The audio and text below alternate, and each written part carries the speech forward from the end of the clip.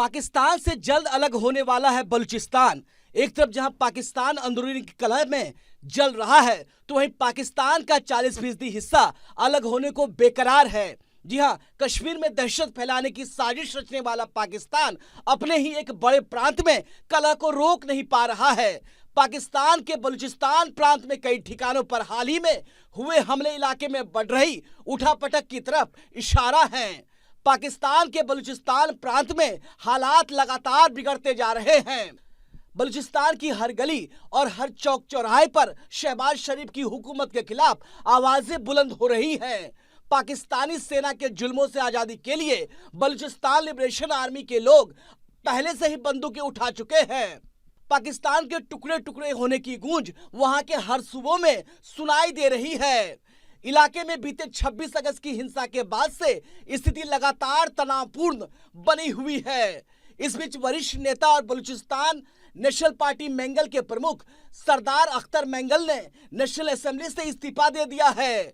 उन्होंने आरोप लगाया कि बलूचिस्तान की संसद लगातार अनदेखी कर रही है। उन्होंने साफ साफ कह दिया है कि बलूचिस्तान हाथ से फिसल नहीं रहा है, बल्कि निकल चुका है। मजहबी जंजीरों में जकड़े पाकिस्तान के अलग अलग सूबों में बगावत की आग और तेज होती जा रही है। बलूचिस्तान से लेकर सिंध तक पाकिस्तान के विभाजन की रूपरेखा तय हो चुकी है। इसका मतलब साफ है कि पाकिस्तान का खंड खंड होना तय है। पाकिस्तान के सबसे बड़े प्रांत बलूचिस्तान में आए दिन उग्रवादी हमला करके लोगों की हत्या कर देते हैं। 26 अगस्त को 24 घंटे में ही बलूच उग्रवादियों ने अलग अलग जगहों पर कम से कम 70 लोगों को मौत के घाट उतार दिया। उन्होंने पहचान जानने के बाद मुसाफिरों की हत्या कर दी। मुसाखेल में बसों को रोका गया और कम से कम 23 पंजाबियों को मार दिया गया। बलूचिस्तान में ये कोई नई बात नहीं है। इसी साल अप्रैल में भी नौशकी शहर के पास उग्रवादियों ने पंजाबी यात्रियों की हत्या कर दी थी। इसके अलावा कैच में 6 मजदूरों को मार दिया था। ये हमले बलूचिस्तान के सामाजिक, सांस्कृतिक और आर्थिक ताने बाने को नुकसान पहुंचाने वाली समस्याओं और नासूर बन चुके हालात का नतीजा थे। खंड खंड होने जा रहे पाकिस्तान के अलग अलग सूबों में लंबे समय से इस तरह के खूनी खेल जारी हैं। बलूच आर्मी के लोग चीन के नागरिकों को भी अक्सर निशाना बनाते हैं। दरअसल बलूच की खदानों को पाकिस्तान ने चीन को लीज पर दे रखा है। वहीं सीपीईसी का बड़ा हिस्सा भी बलूचिस्तान से होकर गुजरता है। बलूचों का कहना है कि चीन उन पर हमला करने के लिए पाकिस्तान को हथियार मुहैया करवाता है। सीपीईसी में ग्वादर पोर्ट भी आता है, जो कि हिंसा का कारण रहा है। पाकिस्तान बलूचों पर हमेशा से अत्याचार करता आया है। अब आइए आपको ये भी बता देते हैं कि आखिर बलूच कौन है और वो लगातार हमले क्यों कर रहे हैं। दरअसल बलूचिस्तान का क्षेत्रफल पाकिस्तान के कुल एरिया का 40% है। यहाँ पर बलूची बहुसंख्यक है। लंबे समय से बलूच पाकिस्तान से अलग अपने देश की मांग करते रहे हैं।